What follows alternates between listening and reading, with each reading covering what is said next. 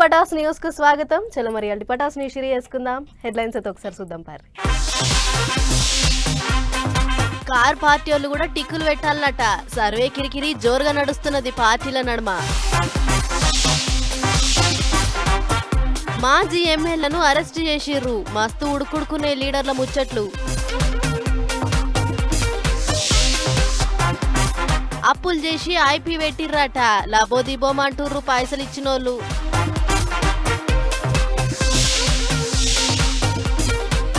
పగలగొట్టిర్రు double bedroom ఇళ్ల తాళాలు. పంచేతట్టు లేరని పబ్లికే గుంజుకుర్రు.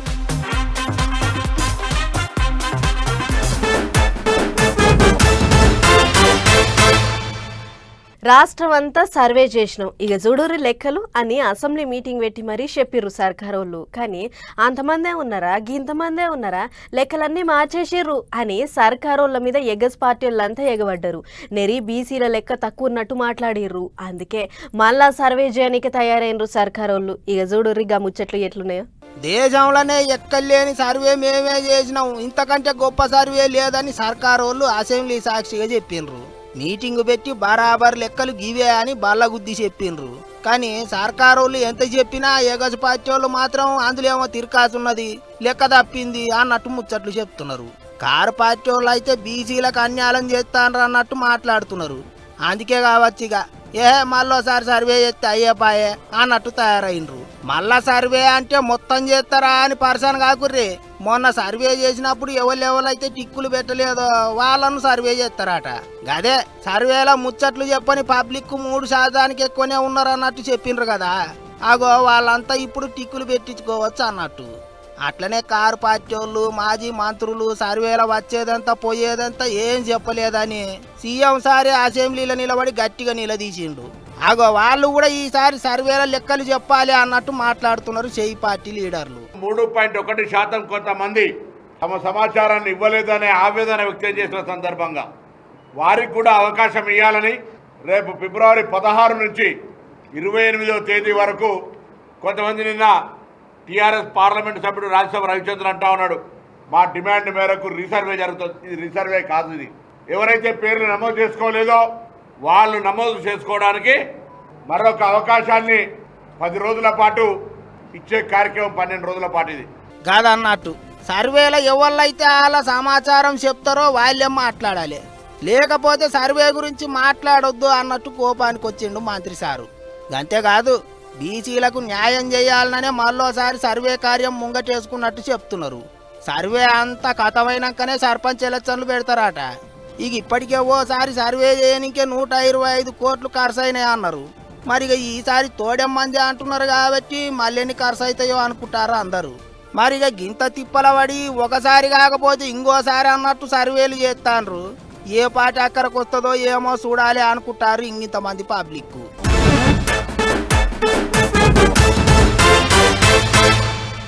జగన్నాథ్ సార్ లండన్ కేంచి వచ్చినాక ఏపీలో మళ్ళా రాజకీయం కుతకుత ఉడుకుతున్నది. అందులో మాజీ ముఖ్యమంత్రి 2.0 ఎట్లుంటుందో చూపిస్తామని ముచ్చట్లు చెప్పేటాళ్లకు ఈగింత అగిరాజుకున్నది. సర్కారోళ్లకు ఫ్యాన్ పార్టీ వాళ్లకు నడుమ మాటలు పటాకుల తీరుగా వెళ్తున్నాయి. అంతలే ఇగో మాజీ ఎమ్మెల్యేను అరెస్ట్ చేసిర్రు. ఎట్లెట్లా ఏం కథ అట్లా పోయి ఒకసారి అరుచుకుని వద్దాం. భార్య ఎర్ర బుక్కుల పేర్లన్నీ రాసినాం, తప్పు చేసిన వాళ్ళని ఇడిచేదే లేదా అన్నట్టు సైకిల్ పార్టీ వాళ్ళు ఎలక్షన్లకు ముందు చెప్పిండ్రు. ఎలక్షన్లు అయినాక కూడా మస్తు గట్టిగా చెప్పిండ్రు. అందరేమో గానీ మంత్రి లోకేష్ సార్ అయితే చాలా సార్లు చెప్పిండు. మరి అంత చూస్తుంటే ఆ ఎర్ర బుక్కు ఇప్పుడు తెరిచినట్టే ఉన్నారు కదా అనుకుంటారు అందరూ. ఫ్యాన్ పార్టీ ఓడిపోయినాక ఏపీ ఇడిచిపెట్టి హైదరాబాద్ లో ఉంటున్న గన్నవరం మాజీ ఎమ్మెల్యే వల్లభనేని వంశీని పోలీసు వాళ్ళు అరెస్ట్ చేసిండ్రు. సడి సప్పుడు చేయకుండా పోయి ఇంట్లో ఊకున్న మనిషిని బండి ఎక్కించి విజయవాడకు తీసుకొచ్చిండ్రు. కృష్ణలంక పోలీస్ స్టేషన్ లో ఊకబెట్టి అన్ని తీర్ల గుచ్చి గుచ్చి అడిగినరాట. అప్పట్లో గన్నవరం టీడీపీ ఆఫీస్ మీద ఏటికి దాడి చేసిండ్రు, ఎట్లా అయింది ఏం కథ అన్ని అడిగి రాసుకున్నారని అంటున్నారు. ఇంకా దిక్కు మాజీ ఎమ్మెల్యే ఇంటి ఆమె పోలీస్ స్టేషన్ కాడికి పోయి ఆయనను చూపిర్రి అని పోలీసు వాళ్ళ మీద గర్వైంది. వైసీపీ లీడర్లు అంతా కలిసిపోయి డీజీపీని కలిసిండ్రు. కావాలని అరెస్టులు చేస్తాండ్రు, ఊకునేది లేదన్నట్టు మాట్లాడిండ్రు.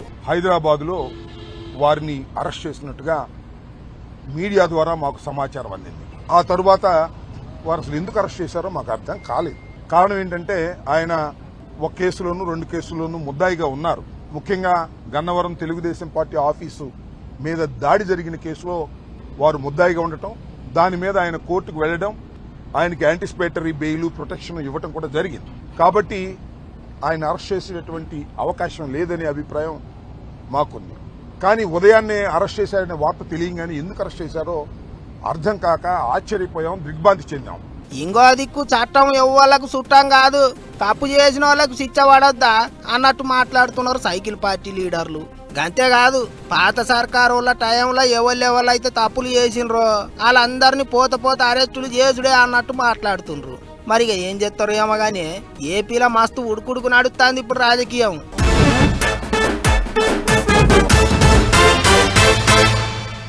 ఎవళ్ళ ధర్మం వాళ్లకు గొప్ప, ఎవళ్ళ పద్ధతులు వాళ్లకు గొప్ప. అందుకే ఏం చేసినా ధర్మం ప్రకారం చేయాలి అంటుంటారు పెద్ద మనుషులు, ధర్మాన్ని కాపాడాలి అంటుంటారు. ఇట్లనే AP deputy CM Pawan Kalyan sir కూడా ధర్మం కోసం గట్టిగా మాట్లాడుతుంటాడు అన్నట్టు. సార్ యాత్ర ఎందాకొచ్చిందో ఒకసారి అట్లా పోయి చూసేద్దాం పార్రి. ఓ 4 వద్దులు రాజకీయాలన్నీ పక్కకు పెట్టి లొల్లులు ముచ్చట్లు అన్ని దూరం పెట్టి దేవుళ్ళకు పద్ధతి పట్టే కార్యం చేస్తున్నాడు AP deputy CM Pawan Kalyan sir. కొడుకు నెంటేసుకొని పోయి తీర్థాలన్నీ తిరుగుతాండు. శివమాలేసిన సాముల తీరుగా గంధం రంగు బట్టలు కట్టిండు. పనకు 3 నామాలు పెట్టుకొని తిరుగుతాండు. తొలుత బుధవారం నాడు కేరళ రాష్ట్రంలో ఉన్న అగస్త్య మహర్షి సమాధి పరశురాముని గుడి దర్శనం చేసుకున్నారు. ఇక గురువారం తమిళనాడులో ఉన్న తంజావూరుకు పోయిండ్రు. కుంభకోణం దగ్గరి పట్లనే ఉన్న స్వామిమలై క్షేత్రానికి పోయిండ్రు. స్వామినాథ స్వామిని దర్శనం చేసుకుండ్రు. ఇక సారుకు దేశం అంతా అభిమానులు ఉన్నారాయే, అందుకే ఎక్కడికి పోయినా పోటు వాళ్ళకి ఎగబడతాండ్రు. అయ్యగారులు సుత పూజలు ప్రసాదాలు దీవెనార్థులు కాగానే పోటు వాళ్ళు తీసుకుంటారు. సనాతన ధర్మయాత్ర అన్నారు కాబట్టి ఎక్కడికి పోయినా పబ్లిక్ కారు దిగంగానే కండువాలు కప్పుతాండ్రు. మీదికెళ్ళి సార్ ఇప్పుడు సినిమా హీరోనే కాదు, ఏపీకి డిప్యూటీ సీఎం. అందుకే ఏ రాష్ట్రానికి పోయినా ఆఫీసర్లు సర్కారు వాళ్ళు అన్ని తీర్లా అరుచుకుంటాండ్రు. అన్యమగానే సారు తనయుని ఎంట పెట్టుకొని తిరుగుతా అంటే తీరొక్క తీరులా మాట్లాడుకుంటారు పబ్లిక్. మస్తు పొడుగున్నాడు, సినిమాలకు ఒత్తడు కావచ్చు అనుకుంటారట చాలా మంది. ఇక ఎక్కడికి పోయినా దర్శనాలు పూజలు అవుతున్నాయి కానీ ముచ్చట్లయితే ఏం చెప్తలేడు సారు. మొత్తం 4 వద్దుల యాత్ర అయినాకనే మాట్లాడతాడు కావచ్చు అనుకుంటారా అందరూ.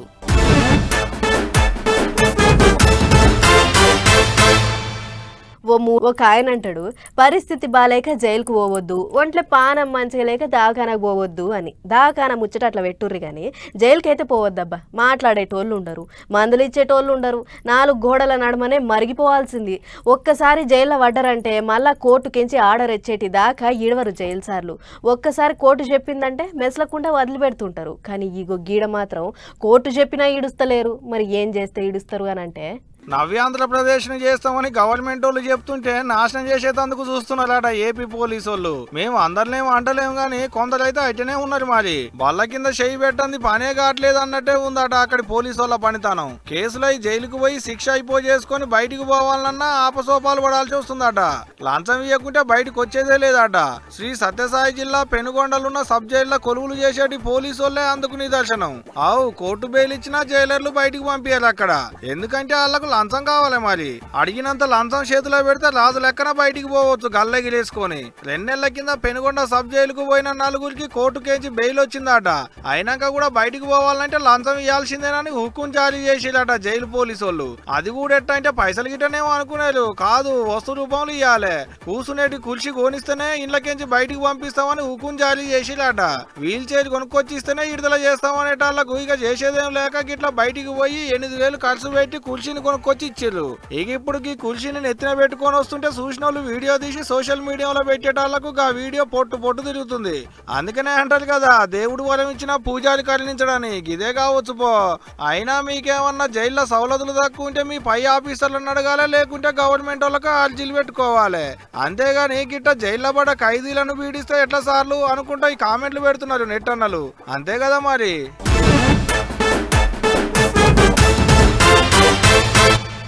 అన్నిటికంటే ముందుగా ఒక వార్త పట్టుకొచ్చేసిన అదైతే ఒక్కసారి వినేసేద్దాము. ఇది వరకు సినిమాలకు రాజకీయాలకు పెద్దగా సుట్రికం ఉండకపోయేది. కానీ ఇప్పుడు ఏ సినిమా వచ్చినా దాని వ్యవహారం అటు ఇటు తిరిగి రాజకీయాలతో ముడిపడుతుంది. ఈ నడమ కదేం సినిమా, హీరో విశ్వక్ సేన్ తీసిన లైలా సినిమా మీటింగ్ అయితే 30 ఏండ్ల ఇండస్ట్రీ అని చెప్పుకుంటుంటాడు కదా పృథ్వీరాజు, గాయన కూడా పోయిండాట. ఇక మాటల మాట 11 మేకలు అని ఏదో ముచ్చట చెప్పి అందరిని నవ్విద్దామని చూసిండాట. కానీ గా 11 మేకల ముచ్చట ఫ్యాన్ పార్టీ వాళ్ళకు కోపం వచ్చేటట్టు చేసిందాట. ఇక వాళ్ళు లైలా సినిమా మీద సోషల్ మీడియాలో పొట్టు గారం అయినరా అంటున్నారు. సినిమాను బైకాట్ చేయాలన్నట్టు కూడా ప్రచారం చేసిండ్రాట. ఇంకేమున్నది, దెబ్బకు సినిమా హీరో కాడ నుంచి అందరు దిగి వచ్చిండ్రు. ఆఖరికి ఇగో పృథ్వీరాజు ఏమన్నాడో చూడర్రే. సినిమా నటుడుగా, ఒక కమెడియన్గా నాకు ఎవరి మీద ఎటువంటి ద్వేషం లేదు. నా వల్ల సినిమా ఇబ్బంది పడకూడదు అని ఒక దృఢ సంకల్పంతో ఎవరిదైనా మనోభావాలు దెబ్బతిని ఉంటే entire I'm saying sorry for that. So ఇంతటితో దీనికి ముగింపు పలకండి. Don't boycott Laila, welcome to Laila. ఎవరి మీద కోపం లేదు, తన దిక్కు నుంచి సినిమా దెబ్బ తినొద్దు అని మాపు చేయమని అడిగిండు. బాయ్కాట్ లైలా కాదు, వెల్కమ్ లైలా అనుర్రి అన్నట్టు మాట్లాడిండు. సినిమా మీటింగులలో రాజకీయాలు మాట్లాడుడేందుకు, గిట్లా ఆగమవుడేందుకు, వెనక సిరికి క్షమాపణలు చెప్పుడేందుకు అనుకుంటారు ఇప్పుడు పబ్లిక్.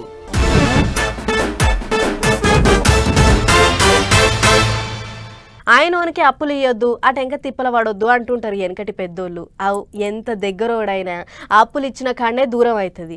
అవసరం ఉన్నంతసేపు ఎంబడిపడి తిరుగుతారు, అటెంక అవసరం తీరినాక ముఖం కూడా చూడకుండా అవుతారు. నమ్మితే నిండా ముంచుతారు. అగో అట్లనే నమ్మి అప్పులు ఇచ్చినందుకు ఇగో గిట్ల చేసిర్రు గిద్దరు అన్నదమ్ముళ్ళు. అప్పులు చేసుడు ఎగ్గొట్టుడు బగ్గాలు వాటైందబ్బా ఈ నడమ జనాలకు. అవసరం ఉన్నంతసేపు కాళ్ళయ్యాలవాడు, ఆటంక ఐపీ నోటీసులు పెట్టుడు. అప్పు చేసినోనికి జలసాలు, ఇచ్చిన పడకపోతే కేసులు. ఆపతుందని అప్పు తీసుకొని 2 కోట్ల వరకు వెనకేసుకొని ఐపీ నోటీసులు పెట్టి అవతల పడ్డదాట. భద్రాద్రి కొత్తగూడెం జిల్లా మనుగూరులో కిరాణా దుకాణం నడిపించుకునేటి రాము, లక్ష్మణ్ అనేటి ఇద్దరు అన్నదమ్ములు చేసిన ఉద్దటకం ఇది. భర్త లేదు, నేనేం కట్టాను, నేను ఆడ తెచ్చి కట్టే నాకు ఇల్లు లేదు, నీకు కిరాయికే ఉంటాను. నేను చేసుకునే పని చిన్న పని ఏదో చేసుకొని భర్త లేకపోయినా గౌరవంగా బతుకుతున్నాయి. గిట్ట లెక్కల కష్టం చేసుకునేటోళ్ళు పావుల దాసుకొని వెనకేసుకున్నోళ్ళు ఆడపిల్లల పెళ్లిళ్ళకి అక్కెలకొస్తాయని దాసుకున్నోళ్ళనే ముంచిరు బద్మాషిగాన్లు. నా మొగడికి ఆరోగ్యం బాగోదు, నా 2 పిల్లగాళ్ళు ఆడపిల్లలు, నా పెళ్లి ఆగిపోతుంది. నాకు 2 ఆడపిల్లలు, ఆరోగ్యం మంచిగుంటుంది. నీ కష్టపడాలి, నేను చేయాలి పని అంతా. నాకు సాయం చేయండి, నాకు 2 ఆడిపోవాలి, నేను చాలా బతకాలి. నా బోరైతే గోడు నేడుతుంది, పెళ్లి సంబంధాలు వచ్చి ఆగిపోయినాయి. పాపంకి అక్కకి 2 ఆడపిల్లలేనాట. ఇంటి అయినా కూడా పానం మంచిగుండదాట. దుకాణం కాడికి పోతే అక్కలున్నాయని అప్పు తీసుకొని ఆటంక గిట్లా ముంచిపోయిరుగా. పైసలు లేకుంటే పిల్ల పెళ్లి అవుతుంది అనుకుంటా మస్తు దుక్కటిల్తుంది అక్క. ఇగో గీ అక్కది ఇంకో తిరిగోసా. వాళ్ళ ఇంటి ఆయన కూడా జీవిడిచిండాట. లెక్కల కష్టం చేసుకొని పావుల దాసుకుంటే గిట్లా ముంచిపోయిలు అనుకుంటూ వచ్చి గిడ కూర్చొని ఏడుస్తున్నది. ఇగో గీళ్ళంతా కూడా అప్పులు ఇచ్చిన వాళ్ళే. వ్యాపారంలో నష్టం వచ్చింది, 10 ఏళ్ల దానక మమ్మల్ని ఎవరు డబ్బులు అడగొద్దని ఐపీ నోటీసులు పంపించారు వీళ్ళందరికీ. ఉత్తములని నమ్మి పుణ్యానికి లచ్చలు పోగొట్టుకున్నట్టయింది పో. అయినా ఎడమోపైతర్లా నాయన మీ అసంటి వాళ్ళు గిట్లా నమ్మినోళ్ళని ఏడ్పించుకుంటా 3 పూటలు ఎట్లా తిన బుద్ధి అవుతుందో ఏమో. పోలి వాళ్ళ గలవలకు కంపగొట్ట అనుకుంటా మస్తు తిట్టిపోస్తున్నారు వాళ్ళ కప్పులు ఇచ్చిన వాళ్ళు.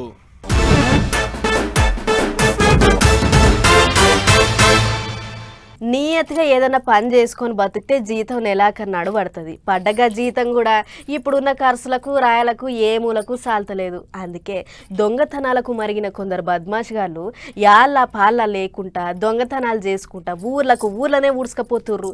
ఇగో అట్లనే సంగారెడ్డి జిల్లాలో దొంగతనానికి పోయిన దొంగలు అనుకోకుండా జనాల చేతికి చిక్కిర్రు. ఇక జనం ఊకుంటారా, తొక్కినార తీసిర్రు. చూడుర్రు మీరే. మీ పని దొంగ మొఖంలో చెప్పు, కాళ్ళు చేతులు సక్కగా ఉన్నా కూడా గీ పనేంద్రా, ఏం పని శాతగానట్టు ఓ షిప్ప పట్టుకొని అడక తినాలే, అంతేగాని గిట్ల దొంగతనాలకు ఎగబడతారా? ఏమమ్మా వీనికంటే బుద్ధి లేదు, నీకేం పుట్టింది అని జనంతోని తిట్లు తిని ఓ మల్క ఈ పంతా పుండు వేసుకున్న గీ దొంగలను చూస్తుర్రు కదా, వీళ్ళే ఆ దొంగలు.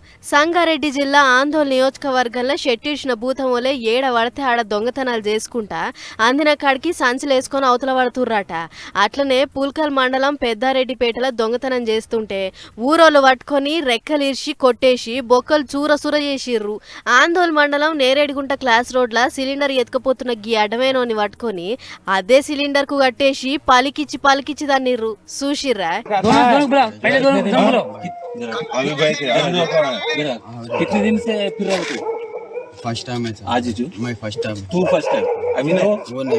ఇదే ఫస్ట్ అట.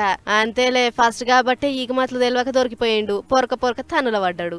ఇక పోలీసులకు మతల బంధిస్తే వాళ్ళు వచ్చి దొంగలను పట్టుకుర్రు. కేసు రాసి వీళ్ళది మన దిక్కు కాదు కర్ణాటక అంటుర్రు. ఇక ఇదిట్లుంటే అటు నిజామాబాద్ జిల్లా బాన్సువాడల కార్ల పెట్టిన పైసలు మాయం చేసిర్రు 4 తాషుడిగాళ్ళు. క్యాష్ సర్వీస్ పాయింట్ దందా చేసే కాన్రోజ్ చందర్ అనేట ఆయన కార్ల 2 లక్షలు పెట్టి తాళం వేయకుండా కొబ్బరికాయలకని పోయిండట. మరి ఎట్లా పసిగట్టిర్రో ఏం పాడో ఆయన బండి మీద వచ్చి కార్లో ఉన్న పైసలు అందుకొని అవతల పడ్డారు. ఇక ఓనర్ వచ్చి చూసేటోరకు పైసలు లేవు. ఊరక్కు ఎవడెత్తుకపోయారా అని అటు ఇటు ఎంకలాడిండు. ఆఖరికి ఇక లాభం లేదని లబలబా మొత్తుకుంటా పోయి పోలీస్ స్టేషన్ లో ఫిర్యాదు అయ్యిండు. సీసీ కెమెరాలలో చూస్తే అంత మస్క అవుపడుతుర్రు. ఎవళ్ళనేది దబ్బిన్నే చెప్తామంటుర్రు పోలీసోళ్ళు.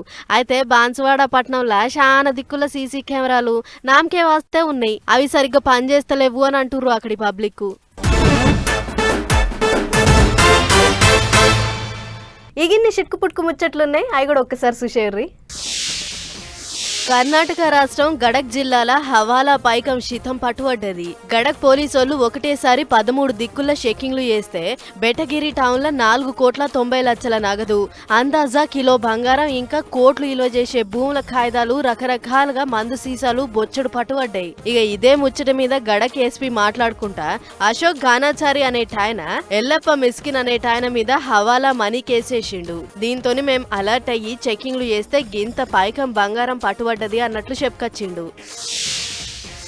నల్గొండ జిల్లాల డబుల్ బెడ్రూమ్ ఇళ్లను ఎవ్వరికి వాళ్లే తాళాలు తీసిర్రు. సొంతిల్లు లేక కిరాయిలు గట్టలేక దినం నానా గోసలు పడుతున్నాం. అప్పట్ల పాత సర్కార్ ఇస్తామని చెప్పింది. ఓట్లెళ్ళినాక ఇప్పుడున్న సర్కార్ కూడా మళ్ళా గదే మాట చెప్తున్నది. చూస్తుంటే మీరిచ్చే కోపు లేరనుకున్న బాధితులు సీదొచ్చి ఇళ్లల్లో చేరిర్రు.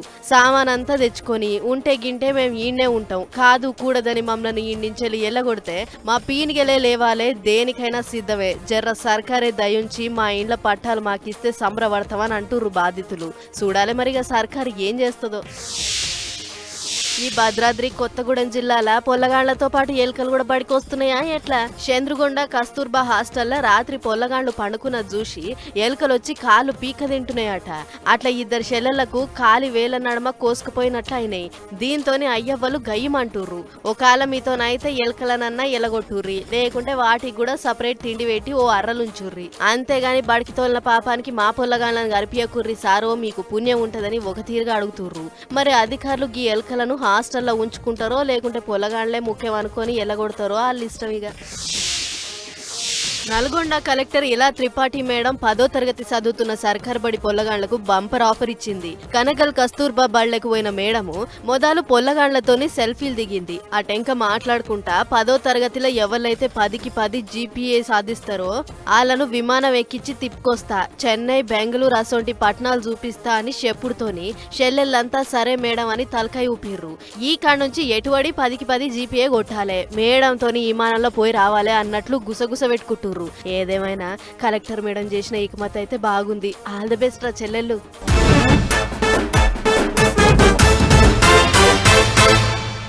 చలో మరి ఇవన్నమాట ఇవాల్టి పటాస్ న్యూస్ ముచ్చట్లు. ఇంకో ఎపిసోడ్లో మళ్ళీ కలుసుకుందాం. నమస్తే.